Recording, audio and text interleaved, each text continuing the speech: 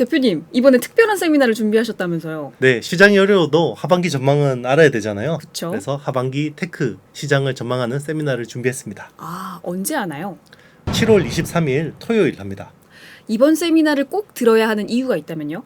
이번 세미나를 통해서요, 제가 위기에 빠진 우리 증시에서도 뭔가 이 기회를 찾을 수 있는 힌트를 드릴 거고요. 그리고 제가 좋게 보는 종목 탑5까지 공개하도록 하겠습니다. 아나운서 소개하고 아재가 분석하는 아이템. 와, 안녕하세요. 대표님, 지금 시장 상황은 참 안 좋기는 하지만 그래도 네. 우리 삼성전자에게는 또 좋은 일이 있었습니다. 네네. 지난 시간에도 좀 언급을 해주셨기는 했는데 3나노 GAA 양산 이제 시작을 했죠. 작년 말에 사실 삼성전자가 이런 이야기를 발표를 하기는 했지만 많은 분들이 믿지를 않았잖아요. 그렇죠. 4나노 수율이 안 나오니까 안 나오니까 3나노는 그렇죠. 가능할까? 안 될 것 같다. 뭐 네. 이런 그렇죠. 그리고 TSMC도 좀 뒤로 지연되는 분위기잖아요. 3나노가. TSMC도 네. 지원됐는데 삼성전자가 네. 상반기에 네. 약간 이런 느낌이었죠. 네. 그런데 결국 상반기 마지막 날 네. 6월 30일이었죠. 약간 좀 어거지 느낌도 있죠. 네네. 7월까지 안 넘기려고 네네. 딱 이제 발표를 했어요. 약속은 지켰어요. 오, 약속은 네. 지켰다. 네네. 와, 진짜 하기는 했다라는 네. 생각이 들어요. 퀄컴이나 뭐 AMD 같은 이제 글로벌 팹립스 업체가 고객사가 아닌 건 조금 아쉬운 네. 일이기는 하지만 그래도 어쨌든 간 시작을 했다. 네. 그것도 TSMC보다 먼저 했다라는 건 굉장히 큰 의미가 있을 것 같거든요. 그래서 오늘은 이 TSMC와 삼성전자 양강 구도 중심으로 파운드리 산업에 대해서 좀 네. 파헤쳐 보도록 할게요. 일단 가장 궁금한 게 삼성전자가 과연 이번 3나노로 TSMC를 잡을 수 있을 것인가? 네. 어떻게 보세요? 일단 지금 3나노 GAA 양산을 타긴 했는데요. 네. 수율이 10% 정도 나오는 것 같습니다. 수율 10%라는 건요. 10개 네. 만들면 1개 씁니다. 어떻게 9개가 불량이죠. 수율 어떻게? 네. 그래서 이게 글로벌 팹리스 업체들도 이런 네. 것 때문에 선뜻 이렇게 나서지 못했던 것 같아요. 네. 우리가 임상 실험의 대상이 될 수 없다. 그렇죠. 네. 그렇지만 이제 중국 업체 입장에서는 나쁘지 않은 카드다. 그죠? 최첨단 팹에서 자기들 칩을 만들어 볼 수 있는 거기 네. 때문에 서로 이제 이해관계가 좀 맞아 떨어진 것 같고요. 여기서 수율이 올라가면 퀄컴이나 뭐 AMD나 엔비디아 같은 업체들이 관심을 가지지 않을 수가 없겠죠. 들어오겠죠. 네네. 오. 그러면 이제 삼성이 원하는 그림대로 기술은 삼성이 물론 이제 전체적인 어떤 물량이나 종류의 다양성이나 이런 것들은 TSMC를 따라잡기 위해서는 시간 좀 필요하겠지만 최첨단 공정에서는 뭔가 삼성이 잡았다. 이런 게 또 큰 효과가 있잖아요. 홍보 효과가. 네, 그런 그쵸. 부분에서는 좀 기대를 하고 있습니다. 오. 되게 뭔가 대외적으로 네. 우리 이런 거 이제 할 수 있다. TSMC보다 먼저 했다. 네, 뭔가 이런 상징적인 좀 의미가 있지 않을까? 맞습니다. 라는 네. 그런 생각이 들어요. 그렇죠. 테슬라 와. 와, 네, 애플도 한번 들어와. 들어와. 이런 거. 우리 할 수 있어. 네. 이런. 정말 되면 좋겠어요. 그러니까요. 대표님이 예전에 이 실리콘밸리 탄생 배경에 대해서 소개를 해주신 적이 네네. 있었잖아요. 네. 그때 이 윌리엄 쇼클리라는 네. 인물에 대해서 소개를 해주셨는데 네네. 트랜지스터를 발명해서 노벨상을 받으신 분. 네네. 그래서 반도체 시작은 사실은 미국이죠. 그런데 네네, 맞습니다. 이게 뭐 일본으로 갔다가 우리나라와 이제 대만으로 이게 흘러 이제 왔어요. 네. 이제 주도권이 살짝 조금씩 옮겨와서 우리나라도 이제 이렇게 주도권을 어느 정도는 잡게 됐잖아요. 네네. 이 배경이 어떻게 될까요? 네. 아이템 진행 몇 년 하셨죠? 1년 반 됐나요? 아, 맞나? 네. 그렇죠. 네, 한 1년 반 하셨는데 거의 그냥 반전문가 수준인 것 아이 같아요. 그럼요. 네, 네. 그럼요. 이 정도는 그렇죠. 해야 서당계 3년입니다. 그렇죠. 네. 이 트랜지스터의 발명이 사실 반도체에서 되게 중요한 사건인데요. 네. 예, 트랜지스터를 발명하신 분이 이제 윌리엄 쇼클리라는 분이셨고, 윌리엄 쇼클리하고 존 바딘 뭐 이렇게 이제 팀이 만든 건데, 어쨌든 쇼클리 아저씨가 제일 중요한 역할을 했는데, 이 트랜지스터를 가지고 가장 돈을 많이 번 회사가 TI예요. 텍사스 인스트루먼트. 사실은 쇼클리가 이 트랜지스터를 개발한 거는 벨 연구소였거든요. 네. 그런데 벨 연구소는 돈을 못 벌고 TI가 돈을 벌었어요. 왜냐하면 벨 연구소는 아무래도 통신회사 그 연구소다 보니까 네. 물론 좋은 기술인 건 알겠는데 이게 뭐 얼마나 이런 건지 활용도를 활용이 그런 생각이 별로 생각을 못했던 것 같아요. 못했다. 그런데 이제 TI가 원래는 반도체 회사가 아니라 네. 석유 시추하던 업체예요. 되게 뜬금없는데요? 네, 뜬금없지. 그런데 뭔가 이제 새로운 성장 동력을 찾던 차에 트랜지스터를 가지고 뭔가 할 수 있겠다라고 해서 이제 그 쇼클리 휘하에 있던 사람을 데려와서 이제 이걸 가지고 트랜지스터 라디오를 만들었어요. 와. 그렇죠. 트랜지스터 오. 라디오를 만들어서 예전에 라디오가 뭐 이만했는데 네. 요게 이제 In My Pocket. 네. 오, 그렇죠. 획기적이네. 네, 그렇죠. 트랜지스터 라디오 덕분에 이제 엘비스 프레슬리가 나온 거예요. 네. 젊은 사람들이 네. 라디오 들고 다니면서 이제 트위스트도 야, 추고, 네, 새로운 락앤롤도 하고. 문화를 네네. 열었죠. 그렇죠. 그래서 이제 쇼클리 아저씨도 배가 아플 거 아니에요. 그쵸. 내가 개발했는데 오. 내 밑에 있던 이거 뭐 이런 애가 가서 돈 다 벌고 네. 있으니까 그래서 벨 연구소를 나와서 쇼클리 랩을 만들었어요. 네, 쇼클리 랩을 만들었는데 그게 이제 자기 엄마가 사는 고향 근처. 네. 어디예요? 그게 실리콘밸리입니다. 그래서 실리콘. 네. 그래서 근데 이제 쇼클리 아저씨는 네. 네, 약간 그 성격이 개팍해가지고 네, 이 사람들이 거기서 오래 못 견디는 거예요. 그래서 이제 쇼클리 랩에서 있던 연구원들이 대부분 나갔어요. 그래서 그 중에 이제 한 7명, 8명 정도가 나와서 이제 페어차일드라는 회사를 만들었습니다. 그게 8인의 배신자라고 뭐 이렇게 만들기도 하고 했는데 페어차일드라는 회사가 되게 중요한데요. 네. 페어차일드에서 나왔던 페어차일드에서 일하다가 나와서 반도체 회사를 차리는 사람들이 되게 많아요. 오. 그게 이제 고든 무어, 우리 인텔, 그리고 네. AMD도 뭐 페어차일드 출신이고 야. 어떤 실리콘밸리의 탄생에서 중요한 역할을 한 거죠. 그래서 사실은 미국이 그러면 당연히 반도체 산업을 실리콘밸리를 중심으로 휘어잡았겠죠. 네. 그런데 이제 원래 인텔이라는 회사를 또 빼놓을 수가 없는 거죠. 인텔은 우리 지금 메모리 디램을 개발한 회사예요. 네. 인텔이. 그런데 그때 한창 이제 일본이 막 기술로 가지고 추격하기 시작한 거죠. 디램을 인텔이 만들었지만 생산 수율이 안 나온 거예요. 지금하고 좀 비싸죠. 네. 그러게요. 그런데 이제 일본 회사들은 수율이 또 너무 잘 나오는 거죠. 얘들은 네. 제조 괴물이니까. 그래서 인텔이 디램 사업을 접어버립니다. 네. 그래서 이제 디램 산업이 일본으로 넘어가 버렸고 그때부터. 네, 일본은 넘어갔고 대신에 네. 인텔은 일본 회사가 의뢰한 그 계산기용 반도체가 있었어요. 네. 그게 돈이 될 것 같은 거죠. 그래서 그걸 오히려 대사버립니다. 주문한 거를 일본의 비지콤에서 이제 의뢰한 거였는데 그걸 개선해서 만든 게 CPU예요. CPU가 네네. 그렇게 탄생했구나. 네네, 맞습니다. 그래서 인텔은 CPU를 가지고 인텔 인사이드를 만들었고 이제 메모리는 일본 쪽으로 넘어가 버린 거죠. 그게 이제 70년대 후반, 80년대 네. 이야기인 거고 일본이 이제 이걸 독점하니까 너무 또 나쁜 짓을 많이 한 거죠. 그 한국이나 이런 데서 따라오면 덤핑 쳐서 하다 보니까 실리콘밸리에서 보기에는 되게 불편한 거죠. 그쵸. 저놈들 봐라. 그러면서 이제 그때 미일 반도체 협정이라는 걸 만듭니다.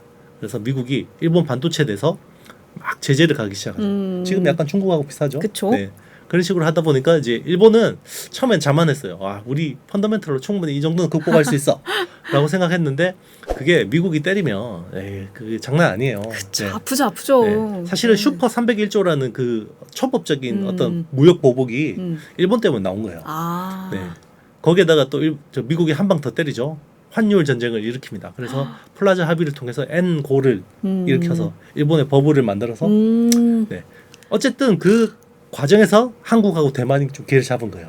그래서 한국은 디램을 90년대 이제 우리나라가 가져왔고 삼성이 이제 90년대 초반에 디램 1등이 됐고 네. 그 이후에 2000년대 초반에는 낸드 플래시까지 1등을 해버렸고 네, 일본 반도체 산업은 거의 와해돼 버렸는데 그래도 일본이 소재 부품 장비는 잘하니까 네, 그런 쪽으로는 좀 여전히 잘 살아남았고 대만은 이제 메모리를 했었는데 메모리 쪽에서는 우리나라한테 치킨 게임 하느라고 떡시신 해버렸고요. 네. 대신에 이제 미디어텍 같은 설계 업체 그리고 이제 TSMC 같은 파운드리 업체들은 살아남아서 계속해서 어떤 특화된 영역에서 계속 성장한 거죠. 그래서 이 우리나라랑 대만으로 조금 주도권이 이렇게 옮겨왔는데 지금 최근 몇 년 사이의 분위기를 보면은 TSMC가 조금 더 잘 뻗어나가고 있는 그런 모양새거든요. 대체 왜 그럴까요?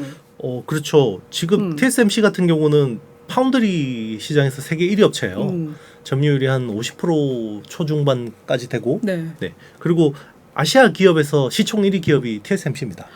그래요. 삼성전자보다 시가총액이 더 높거든요. 그래서 사실 그 TSMC가 왜 떴냐면요. 물론 파운드리 사업은 회사가 생길 때부터 했는데 이게 정확하게 보신 거예요. 최근에 왜 이렇게 TSMC가 부각을 받고 요즘에 막 이렇게 멀티플 리레이팅이 되고 있냐면 칩을 자체 설계하는 회사들이 많아져서 그래요. 예전에는 글로벌 빅테크 업체들이 뭐 다 인텔 칩을 받았었죠. 그런데 이제는 그걸 직접 설계해서 설계를 하면 누가 생산해 줘야 되잖아요. 그렇죠. 생산을 맡겨서. 그러니까 그렇죠. 이게 막 이제는 TSMC에다가 의뢰하는 그것도 굉장히 고성능의 칩을 네, 의뢰하는 게 많아지니까 갑자기 이제 맛집이 되죠. 글로벌 맛집이 되다 보니까 네. 계속 이제 돈을 올려받는 거죠. 요즘에 계속 뭐 파운드리 가격 올린다라는 게 뉴스 뭐 몇 번째 본 건지 모르겠어요. 그러니까요. 네. 오. 그러면은 이 네. 파운드리 쪽에 이제 TSMC랑 삼성전자가 이러한 추세 속에서 계속해서 양강 구도를 이루면서 네네. 쭉쭉쭉 더 잘 나갈 것으로 예상이 될까요? 네. 질문이 굉장히 예리해요. 네. 그렇죠. 이게 파운드리 10나노 이하로는 지금 파운드리 할 수 있는 회사가 글로벌 2개밖에 없어요. 그러니까 10나노 이하라는 거는 그렇죠. 7나노, 뭐 5나노, 4나노, 그렇죠. 4나노, 3나노 이런 건데 지금 그거는 EUV 장비를 무조건 써야 되잖아요. 네. 그런데 TSMC하고 삼성전자밖에 없어요. 그런데 이제 미국 입장에서는 이게 되게 불편한 거죠. 사실 미국 입장에서는 이게 불편할 뿐만 아니라 안보상에서도 굉장히 중요한 이슈예요. 왜냐하면 TSMC가 대만에 있잖아요. 네. 그러면 만약에 중국이 대만을 침공한다 그러면 그럼 위험해진다. 굉장히 머리가 아파지는 거죠. 네. 이거를 그냥 방치해서 놔두자니 우크라이나처럼 그러면 미국 반도체 산업이 와해가 돼버려요. 그죠? 생산해 줄 데가 없으니까. 그러니까요. 네, 그러면 미국은 반도체 리더십이 망가지는 거고요. 그렇다고 이거를 대만을 도와서 중국하고 전면전 하자니 글로벌 세계대전이 이것도 너무 위험한 일. 그렇죠. 그래서 그런 이야기가 있어요. 사실 TSMC를 대만에서 뭐라 그러는 줄 아세요? 뭐라 그래요? 호국 신산이라 그래요. 그게 뭐예요? 나라를 지키는 신령스러운 산이라는 뜻이죠. 네. TSMC 덕분에 우리나라가 이렇게 안전하게 그렇죠. 지켜지고 있다. 맞아요. 미국이 외면할 수가 없어요. 대단해. 만약에 그 TSMC가 없었다 그러면 네. 뭐 러시아가 우크라이나 때릴 때처럼 그냥 무기나 좀 지원해주고 이러고 말할 수도 있어요. 그런데 TSMC가 이렇게 대만에 있으니까 필사적으로 사수해야 되는. 그렇죠. 사수할 수밖에 없는 이유가 된 거죠. 그래서 미국 내에서 팹을 깔아라. 라고 해서 미국 그 칩스 포 아메리카라는 법안을 만들어서 40% 세공제를 해줄 테니까 TSMC도 들어와, 삼성도 들어와 다 라는 게 들어와라고. 미국의 생각인 거고요. 네. 그게 혹시나 이제 중국이 쳐들어와도 대안이 있는 거잖아요. 네, 이제 플랜 B가 또 있으니까. 그러면 이제 대만 정부 입장에서도 머리가 아파지는 그렇네요. 거죠. 저게 미국의 우리의 어떤 그 호국 신산이었는데. 네, 저거에 뭔가 동조하긴 해야겠는데 그렇다고 해서 우리의 이걸 다 줘버리면 그죠? 우리나라를 지켜줄 이유가 없어진다라는 거죠. 네, 그래서 약간 복잡한 건데 그래서 아마 눈치 보면서 최첨단 공정은 대만에 남겨두고 그쵸. 그래서 핵심은 일부 뭐 이런 차선단 정도는 미국에 깔지 않을까. 삼성도 사실 마찬가지일 것 같아요. 그쵸. 네. 어쨌든 삼성 파운드리가 중요해질수록 미국이 더 우리나라의 어떤 안보적인 가치가 높아질 수밖에 없기 때문에 네. 그런 이슈들이 지금은 단순히 경제적인 이슈가 아니라 정치 안보적으로 안보 다 좀 엮여가지고 그냥 버무려져 있기 때문에 쉽사리 결정할 수 없는 맞습니다. 그런 네. 결정이 되네요. 6월 30일에 삼성전자가 3나노 GAA 양산 선언을 하면서 또 이제 TSMC도 가만히 있을 수가 없죠. 올해 하반기에 양산하겠다. TSMC도 또 바짝 쫓아오는 게 아닌가라는 생각이 들거든요. 그런데 지금 삼성전자 수율은 아직 안 좋고 TSMC 수율이 만약에 훨씬 더 좋다면 그러면은 조금 늦게 나와서도 TSMC가 더 주목받지 않을까라는 생각도 들거든요. 어떻게 보세요? 그렇죠. 지금 TSMC 경영진의 생각하고 똑같은 그래요? 네네. TSMC 경영진들의 생각도 그럴 거예요. 아마 2등 업체 입장에서는 뭔가 판을 뒤집기 위해서 뭔가 소란스럽게 해야 되죠. 그쵸. 그래야지 이게 한번 뒤집어지는 건데 1등 업체 입장에서는 굳이 오버할 필요가 없어요. 그래서 차근차근 준비해서 그냥 잘 준비해서 수율 좋으면 우리가 뭐 계속 리더십을 끌고 가는 거니까.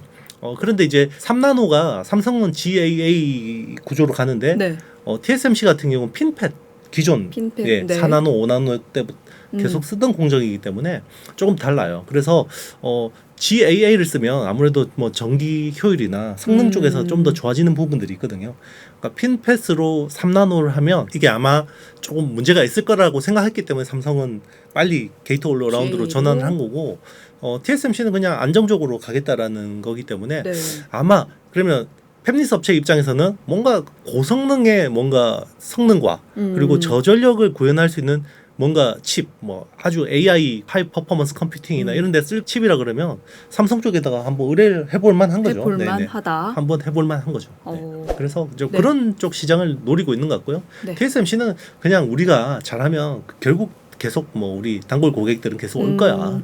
뭐 이런 우리 생각이 하던 대로 하면 돼. 네네, 맞습니다. 이런 생각. 그렇죠. 어. 그런데 이제 지금 3나노가 네. 생각보다 쉽지 않은 것 같아요. 그래서 뭐 물론 삼성도 뭐 양산을 한다고 그랬지만 수율이 10%일 수준일 정도로 굉장히 어렵고 TSMC는 그래서 아마 내년으로 연기되는 분위기예요. 지금 연기될 대만 언론 쪽의 것이다. 흐름들을 보면. 네. 아, 그러면은 내년에 이제 어쨌든 그 전까지 삼성전자가 3나노 양산할 수 있는 건 삼성전자밖에 없는 상황이 되는 거네. 그렇죠. 1년은. 맞습니다. 그 자체로도 굉장한 네네. 이게 메시지가 아닐까라는 생각이 들긴 그렇죠. 하거든요. 여기서 정말 이제 연구원들의 어떤 영혼을 갈아 넣어서 네, 수율을 외계인 높여야 또 되는 고문하고 거죠. 네네. 해가지고 맞아요. 수율을 높이면 어디까지 올릴 수 있을 것인가. 그렇죠. 이게 또 관건이네요. 진짜 그러면 판판 뒤집기가 야. 되는 한 해가 될 수도 있어요. 이 TSMC가 사실 어떻게 설립이 되었는지 또 여기서 중요한 인물이 또 있잖아요. 모리스 창. 이 네. 인물은 누군지도 또 궁금하거든요. 네네. 어떻게 설립이 됐을까요?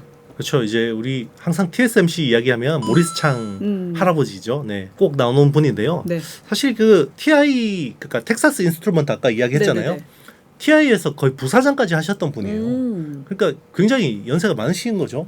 이제 그분한테 대만 정부가 요청을 했어요. 80년대 후반에 우리나라로 돌아와서 대만이죠. 대만의 반도체 산업을 좀 이끌어 주세요. 라고 이야기를 한 거죠. 그래서 56세 늦깎이로 창업을 한 거예요. 창업을 했고 그리고 이제 TI에서 뭐 TI에도 있었고 모토로라에서도 이제 뭐 여러 가지 일을 하다가 보니까 어떤 반도체 산업에 대해서는 빠삭했던 거죠. 그렇죠. 그때 이제 그 실리콘밸리 분위기가 어떠냐면 그때는 파운드리라는 전문 업체가 없었어요. 그러니까 뭐 인텔이나 뭐 AMD나 이런 데서 팹이 좀 남잖아요. 네. 남으면 벤처 팹리스 업체들이 가서 야 니네 팹 남으니까 우리 칩 좀 생산해줘 이런 식으로 한 거예요 그때는. 그래서 그런데 뭐 남으면 해주는데 네. 안 남으면 안 해주는 거죠. 네. 그러니까 굉장히 뭐 안정성이 떨어지는 거죠. 그런데 이제 그때 당시에 또 실리콘밸리에서 굉장히 또 똑똑한 팹리스 업체들이 많이 탄생을 하는 시기였어요. 그래서 이 모리스 창이 이게 파운드리 전문 업체를 하면 여기에 저 수요를 받아서 충분히 우리가 제대로 할 수 있겠다라고 생각해서 그때 대만 정부가 자금을 다 대고 모리스 창이 비즈니스 모델을 만들어서 이제 이렇게 TSMC라는 회사를 만든 거고 사실 이거는 이제 거의 국가 주도로 만들었다고 봐야 돼요. 네, 삼성은 어쨌든 뭐 기업 주도로 해서 뭐 네. 성공을 한 건데 TSMC는 거의 국가적인 역량을 모아서 이제 성공을 해서 그게 안착이 된 거죠. 그래서 파운드리 비즈니스라는 거를 비즈니스 모델로 안착을 시켜서 이 시장을 아예 만들어 버린 거죠. 그러면은 TSMC가. 이 파운드리라는 네. 그 개념 자체를 만들었다라고 볼 수가 있겠네요. 굉장히 좋은 질문이에요. 네. 좋은 질문 많이 나와요. 네. 사실 파운드리라는 컨셉은 네. 한 70년대부터 논문 이런 데서 많이 나왔어요. 이미. 네, 이게 컨셉은 있었죠. 막 이게 컨셉은 있는데 이거를 감히 누구도 할 생각을 안 했던 거죠. 사실 이 파운드리라는 용어를 만든 사람이 인텔의 고든 무어예요. 네. 이제 무어의 법칙 이야기할 때, 네. 뭐 1년하고 18개월마다 트랜지스터 밀집도가 2배씩 올라간다라는 게 그 무어 아저씨가 고든 무어 건데요. 그 아저씨가 파운드리라는 개념을 만들었으면 그럼 인텔이 파운드리 하면 되잖아요. 그러게요. 왜 안 했지? 근데 이게 돈이 안 될 거라고 생각하는 것 같아요. 네, 그래서 이게 비즈니스로서 의미가 있을까? 그리고 이제 사실 인텔은 기본적인 한계가 있잖아요. 왜냐하면 자기들이 자기 칩을 만드는데 남의 칩을 만들어주면 그게 안 되잖아요. 그렇다고 파운드리 하려고 자기 칩을 생산 안 할 수도 없는 거죠. 그쵸. 지금 삼성전자가 딱 그 딜레마죠. 네. 그거를 고든모 아저씨는 그때 안 된다라고 생각한 거고 TSMC는 아예 처음부터 우리 칩 없어. 다 고객들만 만들어줄게. 만들어주는. 그렇죠. 태생부터가 얘들은 파운드리이기 때문에 딱 선택과 집중을 딱 네네 맞아요. 해버린 거죠. 딱 그게 가능한 건데 사실 지금 삼성전자가 파운드리 사업하는데 제일 불편한 부분이 고객사 팹리스 업체들이 자기들이 준 설계도가 혹시나 삼성 쪽으로 흘러갈까봐 그게 제일 불편한 거잖아요. 그래서 뭐 애플도 그래서 삼성 쪽에 파운드리 하다가 결국 TSMC로 이제 옮긴 것도 그게 사실 좀 중요한 역할을 했거든요. 네. 그런데 이 GAA가 아니 이상하게 TSMC 쪽에 특허가 많다고 들었거든요. 네네. 아니 GAA는 삼성전자에서 지금 이제 하는데 그러면 삼성전자가 좀 어려워지지 않을까. 가뜩이나 삼성전자는 좀 이 IP 쪽이 부족한데 네네. 이게 나중에 문제가 되지 않을까라는 걱정도 들거든요. 그렇죠. 이제 파운드리 사업을 하려면 결국 IP가 되게 중요하죠. 네. 이제 설계 자산이라 그러는데 사실은 양적으로도 삼성이 TSMC에 비해서 설계 자산이 많이 딸리고요. 한 뭐 3분의 1 수준밖에 안 될 거예요. 네. 그런데 이제 이 GAA 관련한 이것도 원래는 논문으로 예전에 나왔을 거 아니에요, 그죠? 네. 그 논문으로 나왔으니까 이런 원천 기술들을 굉장히 많이 확보를 한 거죠, TSMC가. 그래서 삼성도 뭐 나름의 어떤 IP를 많이 확보하긴 했지만 결국 이제 TSMC가 더 많이 가지고 있는 것 같고요. 그래서 사실 GAA는 삼성 입장에서는 사실 아주 강력한 게 드라이브로 걸기가 좀 쉽잖아요. 그런데 GAA 다음으로 로드맵이 있는 게 MBC 팻이라는 게 있어요. MBC 팻이 뭐냐면 네. 멀티 브릿지 채널 팻 필드 이펙트 트랜지스터라고 해서 자막 넣어주실 거예요. 피디님이. 네. 이게 뭐가 다르냐면 네. GAA는 그냥 그 막대기를 이렇게 박아놓은 건데요. 네. MBC 팻은 약간 시트 널쩍하게 이렇게 게이트를 만든 거거든요. 그래서 MBC 팻 쪽은 또 삼성이 특허가 많아요. 네, 그래서 네. 그런데 그게 바로 MBC 팻으로 가기가 쉽지 않거든요. 그래서 GAA를 하고 충분히 기술이 어느 정도 무르익으면 이제 MBC 팻으로 넘어가면 되기 때문에 삼성도 나름의 어떤 계산이 있는 것 같습니다. 그럼 GA하고 이제 또 네. 잘 넘어가 버리면 네네, 맞습니다. 되는 거네요. 그렇죠. 어차피 가야 될 길이고 이제 삼성은 먼저 가겠다라는 거고 네. TSMC는 뭐 우리 급할 거 없어. 그냥 하던 대로 하면 돼. 네, 핀패스에서 많이 뽑아먹고 이제 나중에 가지 뭐 이런 거죠. 이 3나노 GAA 공정은 또 소재가 네네. 기존에 사용하던 거랑 좀 다른 소재가 네네. 쓰인다고 들었거든요. 어떤 그렇죠. 소재인가요? 이 3나노 GAA 공정 같은 경우는 낸드 플래시하고 좀 비슷하다고 이야기를 많이 네. 해요. 이제 낸드 플래시가 셀을 수직으로 이렇게 쌓아서 그죠? 아파트처럼 쌓아서 이렇게 뭐 176층 만들고 이렇게 하잖아요.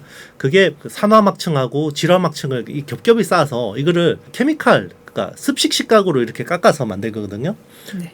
GAA가 좀 비슷해요. 그래서 실리콘하고 실리콘 게르마늄을 층층이 쌓아서 이거를 왜냐면 모양을 이렇게 나노 와이어 막대기 모양을 이렇게 만들 수가 없어요. 증착으로는. 그래서 이거를 층을 쌓아서 이걸 깎아내는 거죠. 깎아서 만드는 건데 결국 식각으로 이 뭐 막대기를 깎아내서 내는 거거든요. 네네.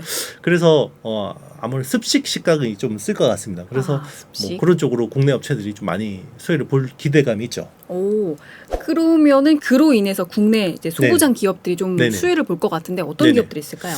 이 낸드 플래시 쪽에서 이제 습식 그 식각액을 하는 회사가 이제 에천트라 그러는데요. 네. 솔브레인이라는 회사가 솔브레인. 제일 잘합니다. 네, 솔브레인이 세계 1위 인산계 에천트 업체인데요. 이 낸드 플래시에서는 인산계 에천트를 쓰지만 이 3나노 GAA 같은 경우는 초산계 에천트를 씁니다. 그래서 네. 초산계. 그래서 아무래도 삼성하고 같이 개발해야 되잖아요. 네. 그러니까 삼성하고 딱 붙어서 이제 요 GAA 쪽으로도 많이 할 것 같고 이제 그런 기대감이 있고 네. 요거를 또 습식 식각을 하면 또 찌끄레기들이 많이 남아요. 파티클들이. 그래서 요거를 깨끗하게 씻어줄 수 있는 과산화수소, 세정액이 필요한데 네. 이게 또 세정액이 또 굉장히 고순도의 과산화수소가 필요하겠죠. 요거를 하는 게 이제 한솔케미칼 뭐 이런 회사들이 있습니다. 그럼 말씀하신 이 두 기업 같은 경우는 직접적으로 네. 바로바로 이제 수혜를 볼 수 있을 만한 기업인 것 같은데 네네. 직접적은 아니지만 확실하지는 않지만 그래도 수혜를 볼 수 있을 것 같다라고 좀 예상이 되는 기업들은 어떤 게 있을까요? 그 ALD 장비라고 그러죠. 원자층 증착. 네. 이런 쪽으로 좀 뭔가 해보려고 하는 회사가 원익 IPS. 원익 IPS. PALD라는 이제 그런 장비를 개발 중이고요. 요거를 근데 아직 개발 완료가 안 됐어요. 너무 어려워요, 난이도가. 네. 네, 그렇기 때문에 어쨌든 개발을 하고 있는데 이제 될지 안 될지는 약간의 좀 그게 필요한 거고요. 네. 그리고 이제 파크 시스템즈라는 회사가 있어요. 네. 원자 현미경. 그러니까 이거를 나노의 그 모양, 나노 크기로 이거를 깎아서 보면 눈으로 볼 수가 없잖아요. 네. 현미경으로 봐도 안 보여요. 그래서 원자 현미경으로 봐야 돼요. 그래서 아마 그런 쪽으로도 좀 쓰임새가 있지 않을까 이런 기대감이 좀 있습니다. 네, 오늘은 이 3나노 삼성전자가 6월 30일에 발표를 하고서 TSMC와 과연 앞으로 미래의 이 파운드리 시장은 어떻게 될 것인가라는 부분에 대해서 좀 짚어봤는데 일단 우리의 바람은 삼성전자가 수율이 좀 높아져서 잘 돼서 다양한 이제 글로벌 업체들이 들어오는 것인데 아직은 그래도 TSMC 행보를 조금 더 지켜봐야 할 것 같다라는 생각도 그렇죠. 들어요. 네네. 올해 말이 아니면 내년에라도 너무 잘 나올까봐. 혹시 실수로? 혹시 실수로 너무 잘 나올까봐. 실수로 수율을 잡아버릴까봐. 네. 그러면은 또 네. 이렇게 다시 이겼던 걸 또 다시 이기게 네. 되는 이런 네네. 상황이 될까봐 조금 걱정이 되는데 네. 그래도 일단 삼성전자의 정말 대단한 행보에 대해서 너무 놀라울 따름이네요. 앞으로 여러분들도 계속해서 공부하시면서 지켜봐 주시고 저희 아이템도 계속해서 추격하면서 알아보도록 하겠습니다. 네, 오늘 정보가 도움이 되셨다면 좋아요, 구독, 알림, 댓글 댓글. 남겨주시고요. 투자에 대한 판단은 본인에게 본인에게 있음 있습니다. 기억해 주시기 바라겠습니다. 다음에 만나요. 안녕.